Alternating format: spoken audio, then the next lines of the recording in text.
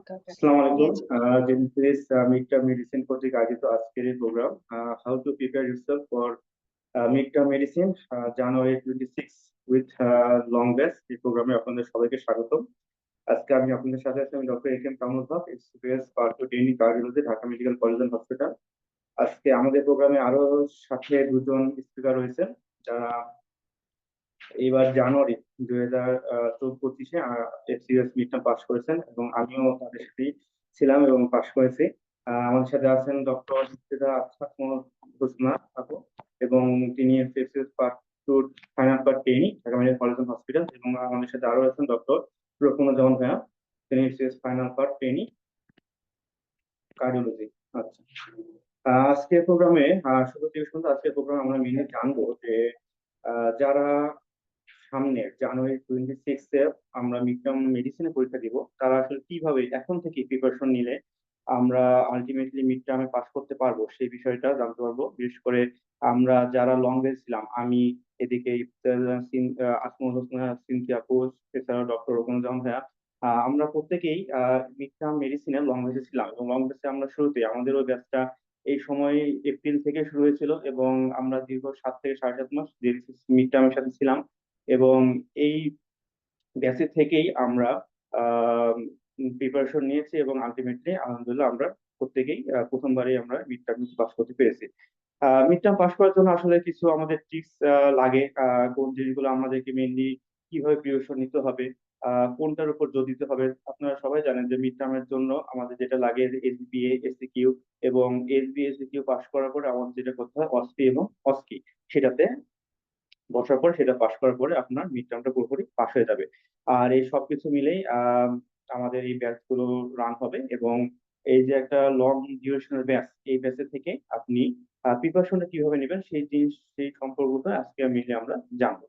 প্রথমে আমি আহ্বান জানাবো ডক্টর ইফতেখার আসমত হোসনা সিদ্দিকুকে, যে আপনি কিভাবে এই ব্যাচের থেকে প্রিপারেশনটা নিয়েছিলেন সেটা যদি আপনি একটু ইন শর্টে আমাদেরকে বলতেন, যে এই ব্যাচে থেকে যারা ভবিষ্যতে ভর্তি হবে তারা এই পেশা থেকে কিভাবে প্রিপারেশন নিবে, কিভাবে ডিউটি এবং মেনটেন করে জিনিসের ক্লাসগুলো করবে, কিভাবে বইটাকে গোছাবে, সেই বিষয়ে যদি একটু আলোচনা করতেন।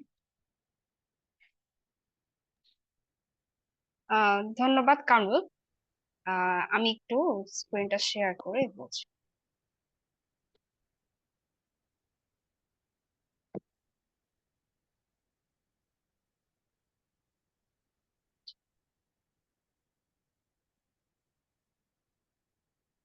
আসসালামু আলাইকুম। আমি ডক্টর ইফতিদা আসমাউল হোসনা। আমি গত জানুয়ারি 25 সেশনে মেডিসিন ফ্যাকাল্টি থেকে এফসিপিএস মিড টার্ম পাস করেছি। আমি আমার কোর মেডিকেল ট্রেনিং প্রথম 2 বছর ঢাকা মেডিকেল কলেজ হাসপাতালে কমপ্লিট করেছি। আজকের এই সেশনে যারা যুক্ত আছেন তারা হয়তোবা জানুয়ারি 26 সেশনে মিড টার্ম পরীক্ষায় বসতে যাচ্ছেন। তাদের এই মিড টার্ম জার্নিটাকে সহজ করার জন্যই জেনেসিস এই লং ব্যাচটি শুরু করতে যাচ্ছে। এই ব্যাচে আমি আমার নিজের সময় লং ব্যাচে ভর্তি ছিলাম। সেই সময়ে যে জার্নিটা ছিল এবং পুরো পরীক্ষার আলোকে যে আমার একটু এক্সপিরিয়েন্স হয়েছে, সেটি আজকে আপনাদের সাথে শেয়ার করব। তাহলে দেরি না করে সেশনটি শুরু করছি।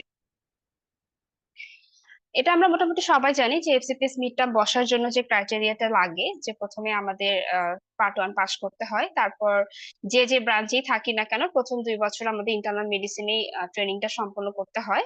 তারপর আমরা এফসিপিএস মিড টার্ম পরীক্ষা দেওয়ার জন্য এলিজেবল হই। আচ্ছা, এখন আমরা বলি যে পাশ করাটা কেন বেশি এত ইম্পর্টেন্ট। পাশ করা তো যে কোনো পরীক্ষায় পাশ করা, আসলে আমরা পরীক্ষায় দেই আসলে পাশ করার জন্য। আর আমাদের ডক্টরদের মধ্যে একটা টেন্ডেন্সি আছে যে আমরা যে যতগুলো আসলে এখন ডিগ্রি নিতে পারি, সেটাই এখন আমাদের নতুন ডাক্তারের জন্য একটা চ্যালেঞ্জ হয়ে দাঁড়িয়েছে। তো যে কোনো পরীক্ষা দিয়ে পাশ করলে একটা আলাদা কনফিডেন্স আসে। আর আমাদের পড়াশোনাগুলো তো আসলে ওই একই জিনিসই কেন্দ্রিক, সেটা আমরা দেশের ডিগ্রি করি বা দেশের বাইরের ডিগ্রি করি। তো একটা পরীক্ষা দিয়ে পাশ করার পর একটা নিজের মধ্যে আলাদা একটা কনফিডেন্স চলে আসে। আর যেটা মেইন ব্যাপার, যে আমরা ট্রেনিংটা কেন করছি, ট্রেনিংটা করছি যাতে আমরা একটা বড় স্পেশালিস্ট হতে পারি, এবং এই স্পেশালিস্ট হওয়ার ক্ষেত্রে আহ, যে আমরা ফাইনাল পার্ট দিব সেটাতে এক ধাপ এগিয়ে দেওয়ার জন্য আমাদের মিড টার্মটা আসলে পাশ করতে হচ্ছে। আর মিড টার্ম পাশের সবচেয়ে বড় যে গুরুত্বপূর্ণ ব্যাপার সেটা যেটা বলতে চাই সেটা হচ্ছে যে এই মিড টার্মের পর আমরা কোর মেডিকেল ট্রেনিং শেষের পর যে সুপার স্পেশালিটি ট্রেনিংটা করব, এই সুপার স্পেশালিটি ট্রেনিং করার জন্য মিড টার্ম পাস আসলে খুবই খুবই দরকার। আহ নিজের অভিজ্ঞতার আলোকেই বলি, যখন আমাদের পরীক্ষা আমরা এখন অ্যাপিয়ারই করিনি, তখনই তো পরের সেশনের জন্য আমাদের যে বিভিন্ন ইনস্টিটিউশন গুলোতে ভাইবা দিতে হচ্ছিল, তো যেখানেই যাচ্ছি প্রথম ক্রাইটেরিয়া যে আমি তোমাকে নিব, এটার একটা হচ্ছে যে তোমাকে মিড টার্ম পাস করেছো কিনা। তো তখনও তো আমরা পরীক্ষায় দেইনি, তো আমরা পাস করেছি কিনা ব্যাপারটা আসলে বলাটা, পাস করবো না ফেল করবো বলা যায় না। কিন্তু এটা একটা ক্রাইটেরিয়া যে তোমরা যদি পাস করতে পারো তাহলে পরে এসে দেখা করো তোমাদেরকে জয়নিং এ নেওয়া হবে, এরকম বেশ কিছু ডিপার্টমেন্ট আছে। তো পাস করাটা এই জন্যই দরকার দরকার যে আমার আসলে ট্রেনিংটা কন্টিনিউ করতে হবে, তাছাড়া মানে কিছুদিন আসলে ব্রেকে নিতে হবে, এরকম একটা অবস্থা। আর এখন স্পেশালিটি গুলার এমন অবস্থা হয়ে গিয়েছে যে এত মানুষ কিন্তু সিট কম, এই জন্য অনেকে ট্রেনিং এ ঢুকতেও পারছে না। তো পাশ করাটা এই জন্য আসলে জরুরি যে পাশ করার পর মিনিমাম স্যারদের সাথে দেখা করা যায় যে স্যার আমি আসলে এখন আমাকে তো ট্রেনিং এ নিতে হবে আপনাকে, কারণ আমার তো আর যাওয়ার কোনো জায়গা নাই। তো পাস এই জন্যই করতে হবে।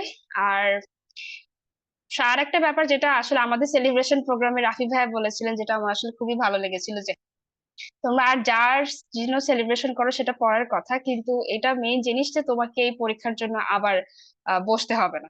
সত্যি কথা এটাই, আমরা নিজেরাও যখন পরীক্ষা দিয়ে বের হয়ে এসেছিলাম তখন আমাদের সব কলিগরা মিলে এটাই বলছিলাম যে আল্লাহ আর যেন এই পরীক্ষা সেকেন্ড টাইম দিতে না হয়।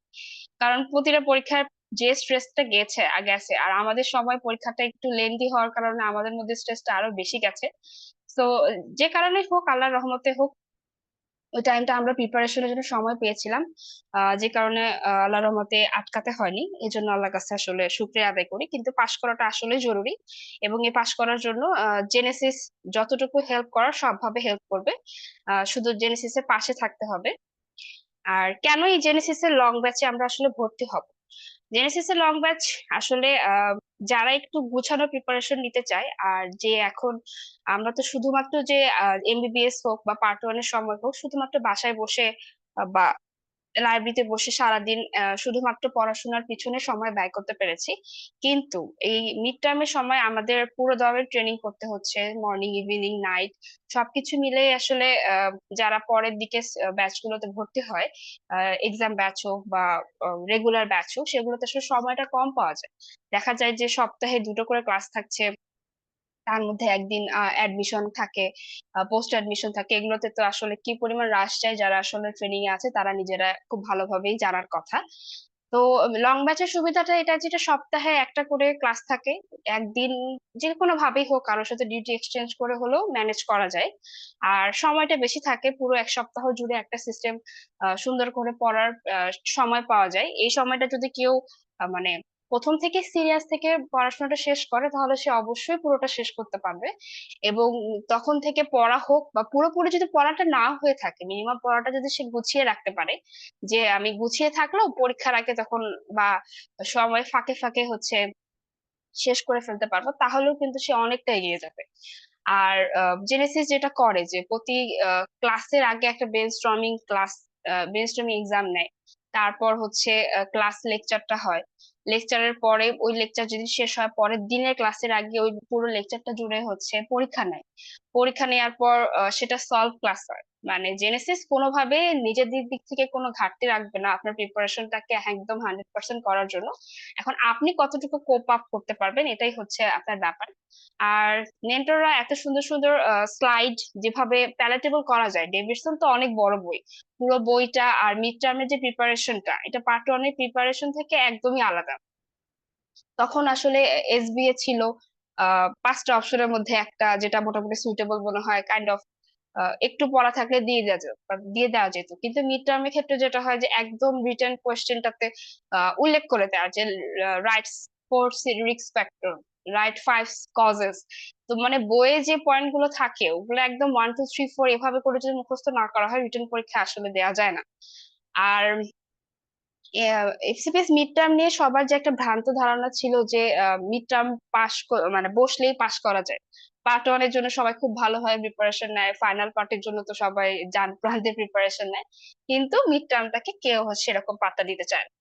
কিন্তু এই মানে ধ্যান ধারণা থেকে যে বেরিয়ে আসছে সেটা যদি কেউ বুঝতে চায়, তাহলে আমাদের এই জানুয়ারি 25-এ যেটা আমরা পরীক্ষা দিয়ে এসেছি, সেটার যদি কোয়েশ্চেনটা কেউ রিটেনটা অ্যানালাইজ করে, তাহলেই বুঝতে পারবে যে আসলে বিসিপিএস কোন দিকে যাচ্ছে। আমাদের সেশনে ম্যাক্সিমাম যারা জানেন না, ম্যাক্সিমাম রিটেনেই ফেল হয়েছিল, রিটেনেই তারা উঠাতে পারেনি, কারণ এসবিএটা মোরালেস এমআরসিপি লেভেলে চলে গেছিল। যারা আমরা এমআরসিপি দেইনি বা সেরকম প্রিপারেশন নেওয়া হয়নি, তাদের জন্য ওটা আসলে বেশ হার্ড ছিল। আর এসিকিউটাও বলতে গেলে যারা মানে মোটামুটি প্রথম থেকে এই যে লং ব্যাচ বলেন বা একটু রেগুলার পড়াশোনা করেছে, তাদের জন্য মোটামুটি কিছুটা লেখা গেছে। বাট যারা অনেকে হচ্ছে যে স্টেম গুলা ছিল, স্টেম গুলা কি ডায়াগনোসিস হতে পারে এটাই ধরতে পারেনি। আর ডায়াগনোসিস ভুল মানে পুরো কোশ্চেনটার বাকি যে কোশ্চেন গুলো থাকে সেগুলোরও আসলে অ্যান্সার দেওয়া কখনো সম্ভব না। তো পুরো কোশ্চেনটা যদি আপনার চলে যায়, তাহলে এক একটা কোশ্চেনে যে 5 মার্কস করে থাকে, পুরো 5 চলে গেলে তো আসলে কাভার আপ করে পাশ করাটা খুব একটা সম্ভব না, কারণ যেখানে এসবিএটাও অনেক বেশি কঠিন হয়েছিল। এই কারণে অনেক বেশি ফেল হয়েছে, এবং মানুষ আস্তে আস্তে আসলে মিড টার্মটাকেও মানে সিরিয়াস ভাবে দেখবে, এটাই বোঝা যাচ্ছে। আর জেনেসিস যেটা করে এখন, রিটেনের কথাটা তো বললাম, যেটা পরে ক্লিনিক্যাল ক্লাসগুলো জেনেসিস এই লং ব্যাচের সাথে আমাদের যে ক্লাসগুলো হয় প্রতিটা সিস্টেম বলেন, সেটার পরে সেগুলোর যে এক্সামিনেশন গুলো সেগুলোর একটা করে ক্লাস সাথে সাথে নিয়ে নেয়। এটা খুব ভালো হয়, কারণ হচ্ছে যে এই যে 6-7 মাস যে সময়টা পাওয়া যাচ্ছে, যে প্রথম থেকে যদি আমরা একটু একটু করে শুরু করি, কারণ এই এক্সামিনেশনটা আমরা প্রতিদিনই ওয়ার্ডে যখন পেশেন্ট রিসিভ করছি তখনই করছি, কিন্তু ওই সিস্টেম অনুযায়ী বা ওই যে পয়েন্ট গুলো অনুযায়ী তো সেভাবে করা হয় না। এ কারণে আমাদের হাতটা সুইফট হয় না। আর লাস্ট আমরা পরীক্ষা দিয়েছি সেই এমবিবিএস ফাইনাল প্রফের সময় এক্সামিনেশন গুলো, সো অনেকটাই মনে আছে অনেকেরই, কিন্তু ওই যে প্র্যাকটিসের অভাব এ কারণে করা যায় না। আর শেষে যারা হচ্ছে করতে চায়, তারা রিটেনের পড়া পড়বে না এক্সামিনেশন করবে, এ নিয়ে তাদের একটা তৈরি হয়ে যায়। আর অনেকে তো আবার আছে যারা হচ্ছে রিটেন পাস করার পরে আসলে অস্কে অস্কে প্রিপারেশন নেবে, এই চিন্তা ভাবনা থাকে। তো তাদের তো আসলে মানে সম্ভবই না বলতে গেলে, মানে একদম প্রো লেভেলের বা আল্লাহর যদি স্পেশাল রহমত থাকে তাছাড়া। কারণ হচ্ছে যে ওই টাইমটাতে যে 10 দিনের মতো সময় পাওয়া যায়, ওটাতে আসলে সম্ভবই না। এক জলিল স্যারের অসপি বই পুরোটা পড়া সম্ভব না। আমরা তো প্রায় 1 মাসের মতো সময় পেয়ে গিয়ে 1 মাস হবে না হয়তো বা 20 দিনের মতো সময় পেয়ে গিয়েছিলাম, তাও মনে হয় যে অনেকে আহ অসপি বইটা একবারই শেষ করতে পারেনি, কারণ অনেক কিছু চলে আসে এর মধ্যে, আবার কাউন্সিলিং, হিস্ট্রি টেকিং এসবও চলে আসে, তো সবকিছু মিলে সম্ভব না। এই কারণে যখন শুরু থেকে শুরু করা হয়, আপনি তো প্রতিদিন ওয়ার্ডে যাচ্ছেনই, আপনাকে ওয়ার্ডে না গেলে তো কেউ ট্রেনিং এর সার্টিফিকেট দিবে। তো আপনারা কয়েকজন কলিগস মিলে একটা গ্রুপ করেন যারা মিড টার্ম সামনে অ্যাপিয়ার করবেন, তারা হচ্ছে ওই এক্সামিনেশন গুলো একবার পেশেন্টের উপর প্র্যাকটিস করেন বা পয়েন্ট গুলো টুকে রাখেন, যে আমার এরপর মানে পুরোটা একদম সুন্দর করে গুছিয়ে দেয় ভাইয়ারা। তো সেটা সেভাবে থাকুক। তাহলে আমি হচ্ছে এক দুই একবার প্রিপারেশন মানে একবার যদি পেশেন্টকে দেখা থাকে, তাহলে আস্তে আস্তে পরে যখন সময় পাওয়া যাবে তখন আরো ভালোভাবে করা যাবে। আর এটা করলে খুব ভালো হয়। সাথে আরো যে এক্সরে বলি, ইসিজি বলি, এগুলো তো আমরা প্রতিদিন সিটি স্ক্যান এমআরআই প্রতিদিনই আমাদের ওয়ার্ডে পেশেন্ট পাচ্ছি। তো এগুলো যখন পড়ানো হবে তখন সাথে সাথে ওগুলো যদি দেখা হয়, তো খুব ভালো হয় প্রিপারেশনটা। এখন জেনেসিস আমাদেরকে কিভাবে হেল্প করবে? প্রথমে হচ্ছে যে জেনেসিস এর যে মেন্টররা, তাদেরকে নিয়ে আসলে বলার কিছু নাই, মানে কনসেপ্ট ক্লিয়ারিং বলেন তাদের, যেটা বললাম নোটস গুলো এত সুন্দর করে প্রিপেয়ার করে দেয়, ডেভিডসনে কোথা থেকে কি পড়তে হবে, কখন আসছিল কোনটা কোন পরীক্ষার জন্য। অনেকে এই মিড টার্ম প্রিপারেশন নিলে অনেকটা তার এমআরসিপি অনেক হেল্প হয়ে যায়, এটা বলতে পারবো। তো সেটার দিক থেকে কোনো দিক থেকে তারা কমতি রাখবে না, শুধুমাত্র আমি যেটা বললাম নিজেকে কোপ আপ করতে হবে। নিজে যদি নিতে পারেন, তাহলে আপনার জেনেসিস যে কোচিং যেটা মানে প্রোভাইড করে, এর চেয়ে ভালো আসলে কিছু হতে পারে না। আর এক্সামের যে কথাটা বললাম, প্রতিটা পরীক্ষার পরে এক্সাম আছে, তারপরে হচ্ছে কয়েকটা সিস্টেমের পর একটা এক্সাম নেওয়া হয়। আর শেষের দিকে তো মডেল টেস্ট আছে, মক টেস্ট আছে, প্রতিটাই গুরুত্বপূর্ণ, প্রতিটা অনেক গুরুত্বপূর্ণ। কেন বলবো যে পরীক্ষার আগে যখন আমরা ডেভিডসন মোটামুটি পড়া হয়ে যায়, তখন এই পুরাতন কোয়েশ্চেন গুলো সলভ করাটা খুব বেশি ইম্পর্টেন্ট। আমি নিজে যেটা করেছিলাম, আমি এটা করেছিলাম, এবং সত্যি বলতে এসবিএ তেও মনে হয় কিছু কোয়েশ্চেন হুবহু মতো কিছুটা পাওয়া গিয়েছিল। আর এসিকিউ এ তো অনেক বেশি হেল্প হয়েছিল। আর ক্লাসগুলো তো অবশ্যই অনলাইন অফলাইন দুটোতেই হয়, তাই চেষ্টা করা উচিত অফলাইনে গিয়ে ক্লাস করার। আমরাও তাই করতাম, কামরুল, আমরা যারা আরো রকম ভাই, সোলাইমান ভাই, রিয়াদ ভাই, আমরা সবাই মিলে কষ্ট হতো ওই সারাদিন সকাল 8টা থেকে 2:30 পর্যন্ত ওয়ার্ডে ডিউটি করে আবার এই ক্লাস করে বাসায় ফিরতে ফিরতে 8টা 9টা বেজে যেত। কিন্তু তাও চেষ্টা করতাম যে অফলাইনে ক্লাসগুলো করার, কারণ অফলাইনে একটা আলাদা ইন্টারাকশন থাকে। বাসায় থাকলে অনেক ধরনের ডিস্ট্রাকশন তো আমাদের সবার বাসায় থাকে, এখন তো আর আগের মতো লাইফ নাই, সবার ফ্যামিলি লাইফ আছে। তো যেইটুকু বাইরে থেকে করে আসা যায় ততটুকু আসলে অফলাইন থেকে করে আসাই ভালো। সাথে মেন্টরদের সাথে একটা আলাদা ইন্টারাকশন থাকে, নিজেদের সমস্যাগুলো বলা যায়। আর মেইন যে কথাটা হচ্ছে পরীক্ষাটা, ক্লাস তো অনলাইন অফলাইন যেভাবেই হোক করা যায়, কিন্তু পরীক্ষাটা আসলে অনলাইনে করে নিজে আবার সেটা ছবি তুলে পিডিএফ করে দেয়, এটা অনেকের কাছে একটু হ্যাসেল মনে হতে পারে। কিন্তু যদি অফলাইনে করা হয় তাহলে পরীক্ষাগুলো দেওয়া হয় যা খুবই মানে ভালো, সাথে নিজের একটা প্র্যাকটিস হয়। আর লিখার অভ্যাসটা তো আসলে আমাদের অনেকদিন আগেই চলে গেছে, ফাইনাল প্রফের পর তো আর লেখাটা হয় না। তো সেটা যদি আমরা অফলাইনে গিয়ে প্রতিদিন পরীক্ষাটা দেই তাহলে খুব ভালো হয়। আহ পারি না পারি সেটা পরের কথা, সুজা ভাইতে বলতে তোমরা না আমরা পারতাম না, তখন হচ্ছে আমরা বই খুলে দরকার হলে অ্যান্সার দেখে দেখে লিখতাম, কিন্তু লিখতাম, এটাই অনেক বেশি হেল্পফুল। প্লাস আপনি নিজে না পারলেন আপনি সবার সাথে আলোচনা করে লেখেন, কিন্তু লিখে আসলেন বা এসবি গুলো সলভ করলেন, এটাই অনেক বেশি হেল্প হয়। আর ভুল হলেও যখন সলভ ক্লাস গুলো হয় তখন বোঝা যাচ্ছে আমার এটা ভুল হয়েছিল, ওটা থেকে আমি রিকভার করলাম বা বইয়ে মার্ক করে রাখলাম যে আমার এই জায়গাটা সমস্যা, বাসায় গিয়ে আবার পড়বো। তো সেটার ক্ষেত্রে খুব একটা হেল্প করবে।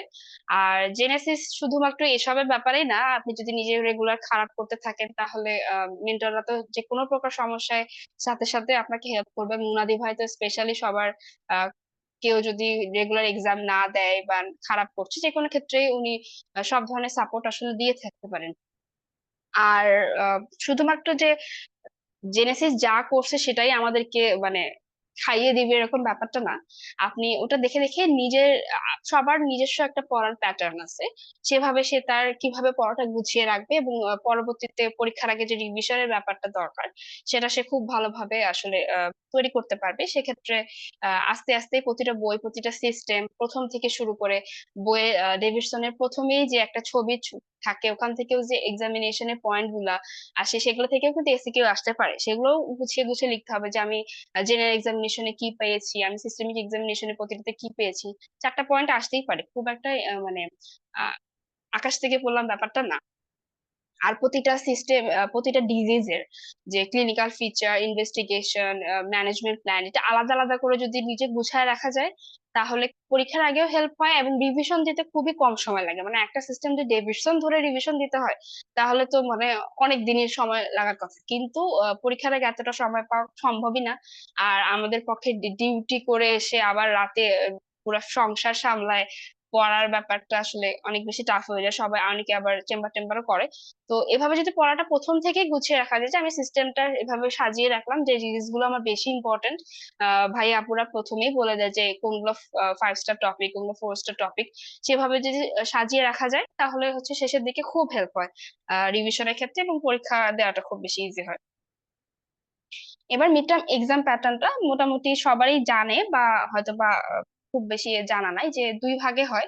প্রথমে আমাদের রিটেন পরীক্ষা দিতে হয়, যে রিটেন পরীক্ষাটায় পেপার 1 পেপার 2 থাকে। প্রথম দিন যে পেপার 1 থাকে সেখানে এসবিএ কোয়েশ্চেন থাকে, 50টা কোয়েশ্চেন থাকে প্রবাবলি, যেখানে আমাদের 2 মার্ক করে 100 মার্কস থাকে। আর এসএ কিউ পরের দিন হয়, সেখানে 4টা গ্রুপে 5টা করে কোয়েশ্চেন থাকে, প্রতিটা মনে হয় 5 করে, এভাবে 100 মার্ক, মানে আরেকটা 100 মার্ক, এই দুই 100 মার্ক মিলেই 60%-এ আসলে পাস হয়। এই রিটেনে পাস করার পরেই আমরা অস্কি দেওয়ার জন্য এলিজিবল হই। তখন অসপি এবং অস্কি দুটোই একদিনই হয়। অসপিতে 10টা কোয়েশ্চেন থাকে, 5 মার্ক করে, আর অস্কিতে 5টা সেশন থাকে, 10 মার্ক করে, এখানে 100। এইখানে দুইটাতে পাস করে ফেললে তখন আসলে মিডটা পাস হয়। এবার একটু টিপস এন্ড ট্রিক্স শেয়ার করি। প্রথমত যেটা টিপস এন্ড ট্রিক্স, যে হচ্ছে রেগুলারিটি আসলে কোনো বিকল্প নেই। যে আমি আজকে করছি না, আচ্ছা শেষের দিকে যে করব, ভর্তি হয়ে থাকলাম লং ব্যাচে, সমস্যা নেই, সময় তো অনেক আছে। লং ব্যাচের সবচেয়ে বড় সমস্যা যেটা ডিসঅ্যাডভান্টেজ বলবো সেটা হচ্ছে এটাই, বেশি সময় থাকে তখন মানুষ একটা গা ছাড়া ভাব দেয়া থাকে যে না সমস্যা নেই, আমি তো হচ্ছে অনেক সময় আছে, আমি আস্তে ধীরে করে ফেলবো। কিন্তু আসলে আস্তে ধীরে বলতে ওই 1 সপ্তাহ যে সময় পাওয়া যায়, দেখা যায় যে আমরা 1 সপ্তাহতে তা শেষ করতে পারি না। কিন্তু কিন্তু ক্লাসগুলোও যদি করা হয়, তা এক ধাপ এগিয়ে থাকলাম যে না, আমি একটু ক্লাসটা তো করেছি, মিনিমাম বইটা আমার দাগানো আছে, আমি পরে এর মধ্যে মধ্যে শেষ করব। কিন্তু সবচেয়ে ভালো হয় যে আমি পড়াটা, যেদিনে পড়াটা সেদিনই শেষ করব। আর যেটা বললাম যে প্রতিটা পরীক্ষায় আমি কোচিং এ যে, যদি যেতে নাও পারি, অনলাইনেও কষ্ট হোক, কিন্তু আমি পরীক্ষাগুলো অ্যাটেন্ড করব। যত বেশি পরীক্ষা দেওয়া যাবে, পরীক্ষা দেওয়ার বিকল্প নাই, তত বেশি নিজের স্কিলটা বাড়বে। আর ওই তো যেখানে ভাইয়ারা পড়ছে, একটা সিস্টেম পড়ার পর সেটার সাথে আমরা অসপি, জলিল স্যারের বই যে অসপিটা থাকে, সেই সিস্টেম অনুযায়ী একটা মনে হয় নিয়াই পাওয়া যায় গ্রুপস গুলোতে, যে দিয়ে দেওয়া হবে হয়তো বা সবাইকে, যে রিমাটোলজি রিলেটেড অসপি বই কয়টা হচ্ছে স্টেশন আছে, সেই সবগুলো একবার করে দেখে নিলাম। কারণ জলিল স্যারের অসপি বইটা এমন ভাবে লিখা যে ওটা শুধু অসপিতে হেল্প করে না, এটা রিটেনেও হেল্প করে। ওই কোশ্চেন গুলো যদি কেউ সলভ করে যায়, কিছু সেশনে আসে যে হুবাহু ওখান থেকেও মনে হয় রিটেনে মানে চলে আসছে। তো জলিল স্যারের অসপি বইটাও প্রথম থেকে শুরু করা উচিত, যে আমি ওগুলা শেষ করে, ডেভিডসন শেষ করে আমি অসপি বইটাও একটু দেখে নিলাম। আর কারণ ওর মধ্যে যে এক্স রে যেগুলো, যেমন রেসপিরেটরি সিস্টেম গুলো, আমরা যে এক্স রে গুলো পড়ে ফেললাম, বা সিটি স্ক্যান গুলো দেখে ফেললাম, যখন আমরা নিউরোলজি পড়ছি আমরা ব্রেন এমআরআই এগুলো একটু দেখে ফেললাম, কারণ এই কোশ্চেন গুলো আসবেই। আর যেটা বললাম, রিটেন দেওয়ার পর আমি অসপির প্রিপারেশন নিবো, এই ব্যাপারটা একদম মাথা থেকে ঝেড়ে ফেলতে হবে, কারণ সম্ভবই না ওই 10 দিনে এই সবকিছু এত কিছু মাথার মধ্যে ঢুকানো আসলে সম্ভব না। এক্সামিনেশন আছে, হিস্ট্রি রেকিং, এই হিস্ট্রি রেকিং পড়তেই তো মানে ওই বই শেষ করতে তো আসলে অনেকদিন সময় লেগেছে। তো প্রথম থেকে যদি এটা শুরু করা হয়, আমার মনে হয় খুব ভালো হবে। আর যেটা বললাম, একটা পার্টনারশিপ করে সবাই মিলে যদি ওয়ার্ডে কোয়ার্ডে কেস দেখা হয়, বা আহ, এই সিটি স্ক্যান মানে নিজেরা বলা বলি, নিজের আসলে নিজের প্র্যাকটিসের বিকল্প নাই। যে আপনি যদি সাই ফিল করেন যে না আমি বলতে পারতেছি না, না সাই ফিল করার কিছু নাই, আপনার এটা নিজের পাশ করতে হবে, আপনাকে কেউ ধরাই দিবে না। এমবিবিএস পাশ করে একটু পারলেই স্যারেরা পাশ করা দেয়, মানে পোস্ট গ্রাজুয়েশনে স্যারেরা বসেই থাকে যে একটা ভুল করলে সাথে সাথে ফেল করা দেবে। তো কিন্তু মিড টার্ম অত বেশি কঠিন হয় না, আমি ভয় দেখাতে চাচ্ছি না। আসলে মিড টার্ম আমি যতটুকু ফেস করছি, স্যাররা অনেক বেশি কোঅপারেটিভ থাকে, বলতে গেলে পাশ করানোর জন্যই ওনারা বসে। আর এখনো আমাদেরকে কিছুটা বাচ্চাদের মতোই ট্রিট করছে আমার কাছে যেটা মনে হয়েছে। কিন্তু প্রিপারেশনটা আসলে নিতে হবে, কারণ বলা যায় না কখন কার কপালে কোন সার পড়ে যায়, কার মেন্টালিটি কিরকম। তাই প্রথম থেকেই এক্সামিনেশন গুলা হোক, এই সিটি স্ক্যান এমআরআই এগুলো একটু প্র্যাকটিস করতে হবে, সাথে তো ডিজিজ গুলো হয়ে যাবে। আর কমন ডিজিজ গুলো যেগুলো আমরা প্রতিদিনই, আমরা প্রতি অ্যাডমিশনে যে পেশেন্ট গুলো ডিল করি, এগুলো আরেকবার করে যদি পড়ে দেখা হয় খুব ভালো হবে। আর হ্যাঁ, প্রিভিয়াস ইয়ারের কোয়েশ্চেন গুলো সলভ করা উচিত, কারণ কোয়েশ্চেন সলভ না করলে কি রকম কোয়েশ্চেন আসছে বা বিসিপিএস কি রকম কোয়েশ্চেন করে সেইটা আইডিয়া আসবে না। সেজন্য কোয়েশ্চেন গুলো একবার যদি প্রথম থেকে দেখে না শুরু করা যায়, তাহলে খুব ভালো হয়। আর কোশ্চেন গুলোর সাথে আহ, আহ, ওই সিস্টেম অনুযায়ী জেনেসিস মনে হয় পিছনের দিকে, শীটের পিছনের দিকে কোশ্চেন গুলো দিয়েই দেয়। তো এটা যদি আপনারা সলভ করেন এবং কয়েকজন মিলে সলভ করেন, তাহলে একটু কষ্টটাও কম হয়।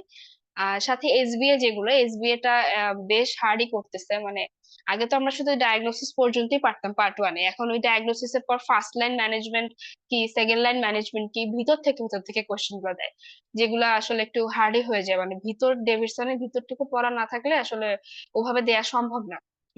তো প্রথম থেকে যদি এসবি এর মতো করেও যখন ডেভিডসনটা পড়া হবে, তো সেভাবেও দেখতে হবে যে আমি এসএকিউ এর জন্য এখান থেকে কি আসতে পারে, এখান থেকে এসবি এর জন্য কি আসতে পারে, বা অসপিতে যদি একটু আনকমন কোয়েশ্চেন করে ডেভিডসন থেকে ঢুকায় দেয় তাহলে কিরকম আসতে পারে, সেভাবেও একটু সাইডে সাইডে যদি মার্ক করে করে পড়া হয় তাহলে খুব ভালো হয়।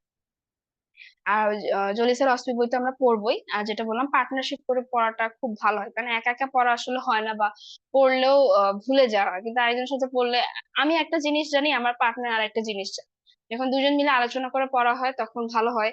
আর এক্সামিনেশন গুলা দুইজন ছাড়া আর তিনজনের গ্রুপ হলে সবচেয়ে বেশি ভালো হয়, কারণ তখন ধরা যায় আসলে ভুলগুলা কি। কারণ আহ, নিজেদের ভুল অনেক সময় নিজেদের ধরা যায় না। এক্সামিনেশনের জন্য পার্টনারশিপের বিকল্প নাই। আর পেশেন্ট দেখতে হবে অনেক বেশি, পেশেন্ট না দেখলে আসলে কখনোই ক্লিনিক্যাল এক্সপিরিয়েন্স পারে না। আপনার বইয়ের এক্সপিরিয়েন্স অনেকের থাকতে পারে আসলে, কিন্তু ক্লিনিক্যাল এক্সপিরিয়েন্স দেখার জন্য পেশেন্ট দেখার বিকল্প নাই। আর প্র্যাকটিস অনেক অনেক অনেক করতে হবে, প্র্যাকটিস না করলে আসলে সম্ভবই না পুরো জার্নিটা উতরায় যাওয়ার, বা ফিউচারের জন্য। কারণ এই মেডিসিন ট্রেনিংটা তো আমরা হয়তো আর পাবো না।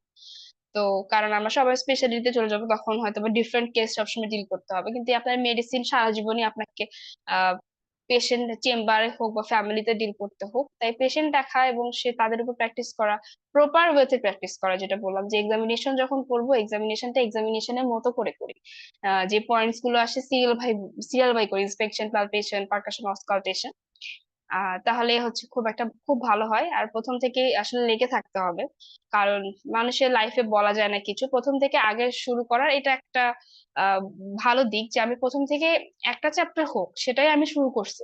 তার শেষের দিকে যাই হয়তো বা 2-3 মাস আপনি কোনো একটা ঝামেলার কারণে বই খুলতে পারলেন না, কিন্তু আপনি যে প্রথম থেকে 2-একটা চ্যাপ্টার পড়ে রেখেছিলেন এটাই আপনাকে অনেক কাজে দিবে। মাঝখানে যে 2-3টা পড়তে পারেননি সেটা হয়তো পরে আপনি কোনোভাবে কোপ আপ করলেন, কিন্তু প্রথম থেকে যদি আপনার কিছুই পড়ার না থাকে শেষের দিকে ওই 2-3 মাসে আসলে ওয়ার্ডে যাবেন না কি করবেন? ওয়ার্ডে যদি আপনার গ্রুপমেটরা খারাপ হয়, যে আপনাকে আসলে একটু ফ্লেক্সিবিলিটি দিচ্ছে না, তাহলে তো মাথায় আকাশ ভেঙে পড়া ছাড়া আসলে কিছু থাকে না।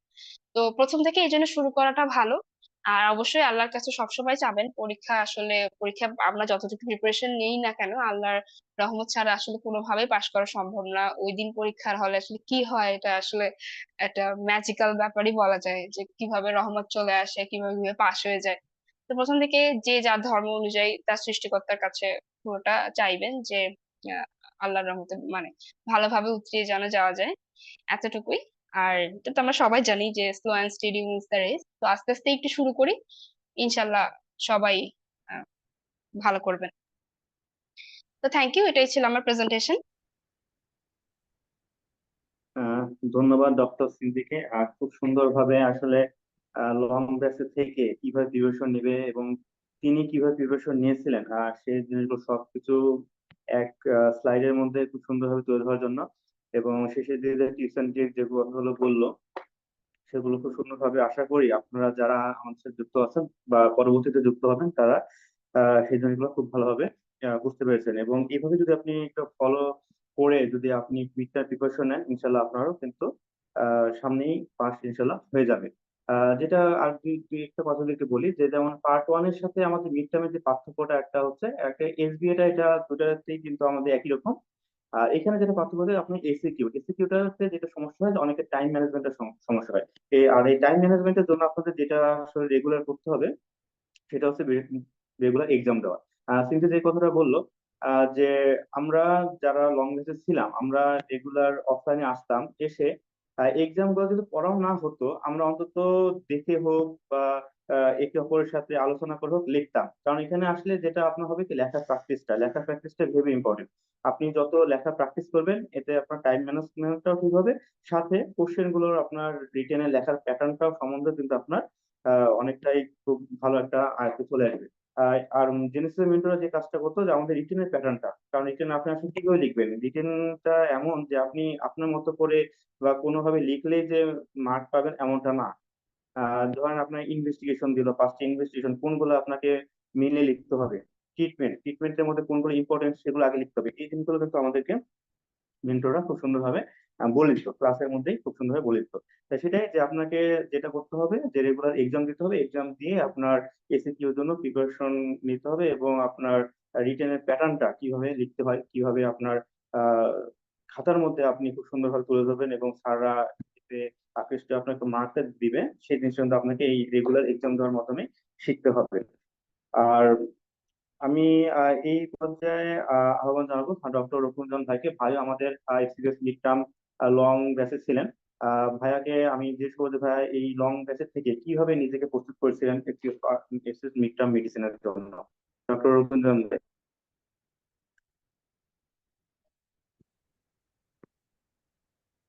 থ্যাংক ইউ ভাইয়া। আমাকে শোনা যাচ্ছে? হ্যাঁ? হ্যাঁ জি ভাই, শোনা যাচ্ছে। জি, থ্যাংক ইউ। আমি এই সেশনে মিড টার্ম পাস করেছি। মিড টার্ম পাস করে আমি এখন কার্ডিওলজিতে ট্রেনিং এ আছি, এনএসিভিটি তে। তো আমার আসলে মিড টার্ম পরীক্ষার অভিজ্ঞতাটা একটু শেয়ার করি। আর আমি মিড টার্মের জন্য পুরোপুরি আসলে জেনেসিস এর উপর ডিপেন্ডেন্ট ছিলাম। আমি গত আমাদের তো কোর ট্রেনিং আসলে 2 বছর। এই 2 বছরের মধ্যে 8 মাসই, এই লং ব্যাচে থাকলে 8 মাসই আসলে জেনেসিসের সাথে থাকা হয় কোর ট্রেনিং এর মধ্যে। তো 8 মাস আমি যখন প্রথম দিকে ওয়ার্ডে যাই, রোগী দেখতাম ঠিক আছে, কিন্তু রোগী দেখার সময় রোগীকে তো সেবা দিচ্ছি, কিন্তু রোগীর থেকে আমি নিজে কি নেবো, আমার পরীক্ষার জন্য কি লাগবে, এটা অতটা ডিটেল আসলে বোঝা যাইতো না। কিন্তু জেনেসিসের সাথে থাকা অবস্থায় ক্লাস করে করে যখন আমি ওয়ার্ডে যেয়ে কাজ করতাম, তখন আমার রোগী দেখার সময় আমার মাথায় এটা আসতো যে আমার এই জিনিসটা রোগীর থেকে নেওয়ার আছে, এই জিনিসটা আমার শেখার আছে। তো এটা আমি শুধু পরীক্ষার জন্য না, এটা আমার পরবর্তীতে একটু কনফিডেন্ট ফিজিশিয়ান হওয়ার ক্ষেত্রেও অনেক ক্ষেত্রে হেল্প হেল্প পেয়েছি। আমি এখন অনেক ক্ষেত্রে কনফিডেন্ট আর কি। তো এখন মিড টার্মে আসলে আমাদের একটা মিথ প্রচলিত ছিল যে এটা খুব ইজি, তারপর প্রায় 97-98% পাস করে, এটা শুনতাম আর কি। আমি যখন ইউনিটে পরীক্ষার আগে কিছুদিন আগে ছুটির জন্য বলেছিলাম, তখন ইউনিট থেকে বলছিল যে এখানে তো 100% পাস করে, এখানে ছুটির কি দরকার, এরকম কথা শুনেছি। কিন্তু পরে দেখা গেছে আসলে হিসাব করে আগের বছরও এই বছরও হিসাব করে দেখা গেছে সবসময় মেডিসিনে 60-65%-এর মতো পাস থাকে আসলে। পাস রেট আসলে এত বেশি না। জেনেসিস থেকে যখন একটা পোস্ট দেয় যে 97% পাস জেনেসিস থেকে, এটা অনেকেই মিস ইন্টারপ্রেট করে যে ওভারঅল হয়তো 97% পাস। আসলে এটা জেনেসিসের 97%, কিন্তু ওভারঅল আসলে অনেকেই খারাপ করে। তো এটা লাইটলি নেওয়ার মতো কোনো পরীক্ষা না আসলে, এটা সিরিয়াসলি দিতে হয়। আর মিড টার্মে সাধারণত আপু এতক্ষণ যা বলছে সবই বলে ফেলছে। মিড টার্মে গ্রসলি যদি বলি, দুইটা পার্ট, একটা থিওরিটিক্যাল পার্ট আর একটা হচ্ছে ক্লিনিক্যাল পার্ট। থিওরিটিক্যাল পার্টটা তো আমরা বিকেলবেলা বা রাতে আমরা বাসায় পড়বো, কিন্তু ক্লিনিক্যাল পার্টটার জন্য অ্যাডভাইস থাকবে আপনারা ওয়ার্ডে যখন রাউন্ডে থাকবেন, রাউন্ডে মনোযোগী থাকা লাগবে। চেষ্টা করতে হবে আমাদের ওই আমাদের তো নির্দিষ্ট কিছু বেড থাকে, যে বেড গুলা যখন প্রেজেন্ট করব প্রপার ওয়েতে প্রেজেন্ট করা, আমাদের যেভাবে প্রেজেন্ট করার কথা পরীক্ষাতে ওইভাবে যদি আমরা রাউন্ডে প্রেজেন্ট করি, তাহলে সেটা আমার পরীক্ষার জন্য খুবই হেল্পফুল হবে। এখন আমাদের ক্লিনিক্যালে সাধারণত অস্কিতে ওই রানিং কমেন্ট্রি সহ পরীক্ষা হয়। তো প্রত্যেকটা এক্সামিনেশন যে রানিং কমেন্ট্রি আসলে এখন থেকে প্র্যাকটিস না করলে পরীক্ষার সময় জিনিসটা ভালোই সমস্যা হয়। এই তখন কথা বলতেও সমস্যা হয়, এটা আগের থেকে প্র্যাকটিস করা এর জন্য খুবই জরুরি। আর রাউন্ডে থাকা অবস্থায় যেসব পরীক্ষা দেয়, যেসব ট্রিটমেন্ট দেয়, মাঝে মাঝে একটু স্যারদের জিজ্ঞেস করা উচিত। স্যারদের না পারলেও সিনিয়র যারা আছে তাদের কাছে একটু শুনে নেওয়া উচিত যে এই পরীক্ষা কেন দেওয়া হলো। কারণ আমাদের এসবিএ তে দেখা যায় কোশ্চেন গুলো খুবই ট্রিকি। একটা কোশ্চেন থাকতে পারে যে মোস্ট স্পেসিফিক টেস্ট কোনটা, ডায়াগনস্টিক টেস্ট কোনটা, তারপর প্রগনোসিস দেখার জন্য কি টেস্ট করব, মানে এই টাইপের কোশ্চেন আসে। বা একটা ট্রিটমেন্ট একটা সিনারিও দিয়ে বলতে পারে যে এটার পরবর্তী ধাপ কি, ম্যানেজমেন্টের ফার্স্ট স্টেপ কি বা নেক্সট স্টেপ কি, এরকম থাকে। তো এই জিনিসগুলো সবসময় ক্লিয়ার থাকতে হবে। থিওরির জন্য তো সবসময় আসলে ডেভিডসনই পড়তে হয়, ডেভিডসন আর আমাদের প্রিভিয়াস ইয়ারের কোশ্চেন আর জেনেসিস এক্সাম গুলো দিলে থিওরি ক্লিয়ার হয়ে যাবে, এসবিএসসি দুইটা ক্লিয়ার হবে। কিন্তু ক্লিনিক্যালের জন্য জলিল স্যারের বই, পাশাপাশি আমি কাউন্সিলিং শেখার জন্য, কাউন্সিলিং হিস্ট্রি টেকিং এগুলার শেখার জন্য জেনেসিসের একটা বই ছিল, ওই বইটা পড়েছিলাম। ছোট বই, কিন্তু ওইটা পড়লে প্রায় হুবহু কমনও চলে আসে, বা ওইটা পড়লে এটা কাউন্সিলিং অনেক ইজি হয়ে যায়। তো আমার জেনেসিসে গত, তো লং লং ব্যাচে তো ছিলাম, লং ব্যাচের একটা দীর্ঘ সময় ছিলাম। আমি চেষ্টা করেছি সবগুলো পরীক্ষায় সেন্টারে যেয়ে দেওয়ার, ক্লাসগুলো সেন্টারে যেয়ে করার চেষ্টা করেছি। তো ক্লাসগুলো সেন্টারে যেয়ে করলে আসলে বোরিং লাগে না। বাসায় অনলাইনে করলে যেটা হয় একটু বোরিং লাগে, ঘুম আসে, ক্লাসগুলো আসলে মনোযোগ দিয়ে করা হয় না। আর অফলাইনে করলে ইন্টারেক্টিভ থাকা যায়, সবার সাথে কথা হয়, ক্লাসগুলো আর কি ফ্রুটফুল হয় বেশি। আর নিয়মিত পরীক্ষা দিলে এসিকিউতে যে আমাদের সময়ের যে ইয়াটা, আমরা সময় ইয়া করতে পারি না, টাইম ম্যানেজমেন্ট করতে পারি না, নিয়মিত পরীক্ষা দিলে সেই জড়তা তো দূর হয়ে যায়। আর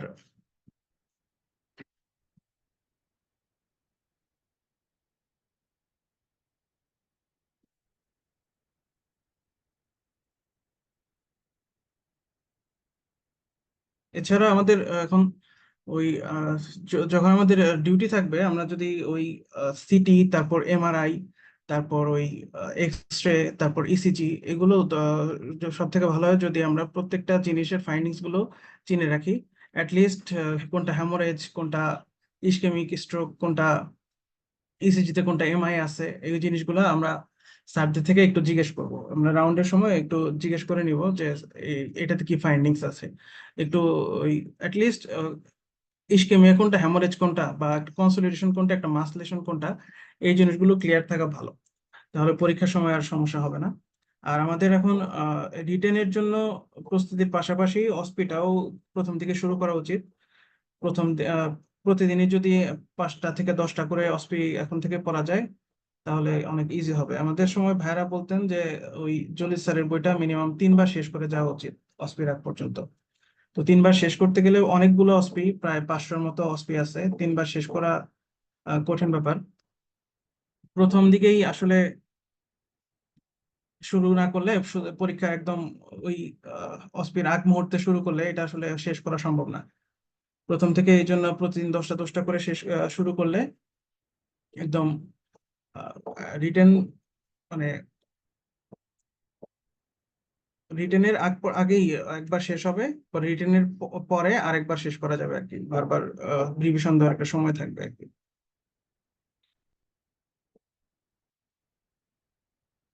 আর এসবি এর জন্য আপনার কোশ্চেন গুলো একটু ট্রিকি হয় নর্মালি। অন্যান্য আমাদের পার্ট 1-এ যেমন এসবি দিয়েছিলাম, এখন এসবি আর ওরকম ইজি না, বেশ ট্রিকি।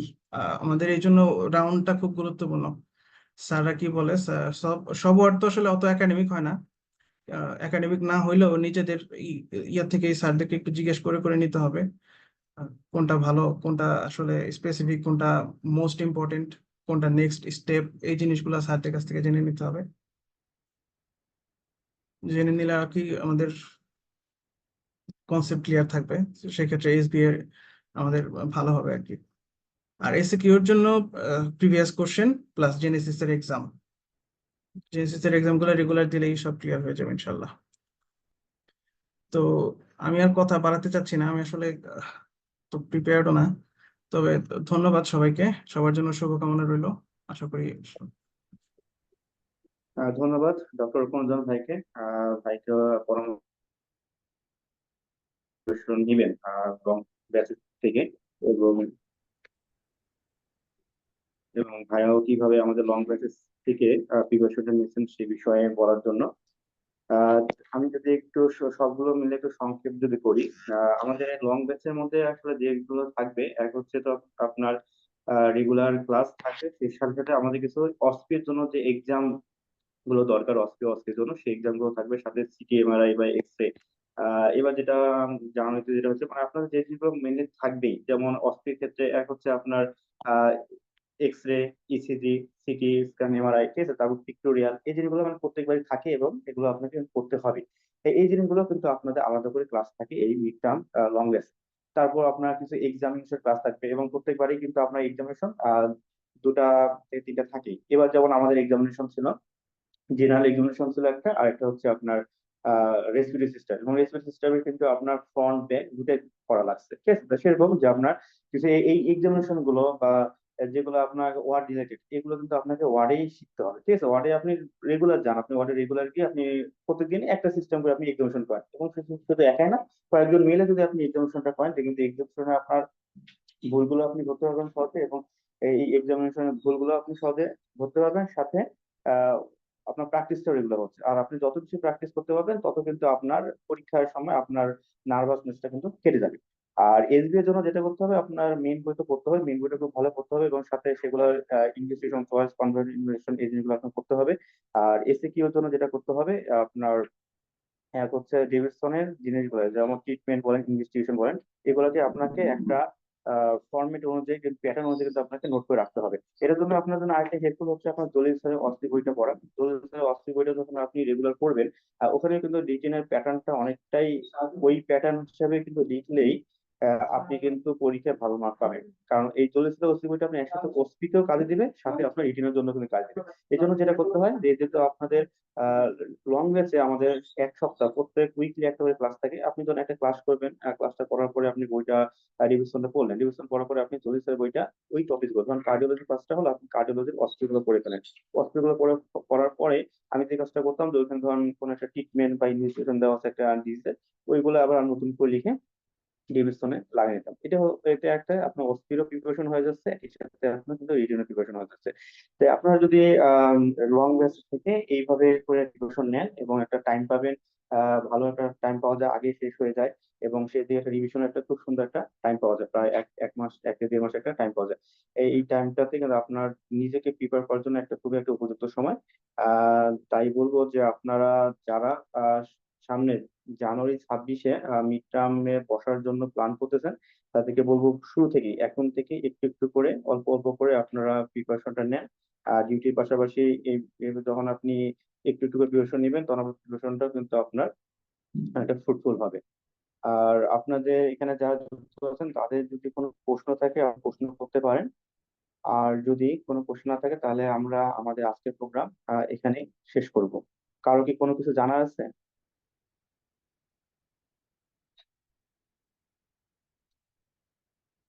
যদি কারো কোনো কিছু জানা না থাকে, তাহলে ডক্টর সিনথি এবং ডক্টর রূপরঞ্জন ভাইকে ধন্যবাদ জানিয়ে আজকের এই প্রোগ্রাম এখানে আমরা শেষ করছি। সবাইকে ধন্যবাদ এবং শুভকামনা।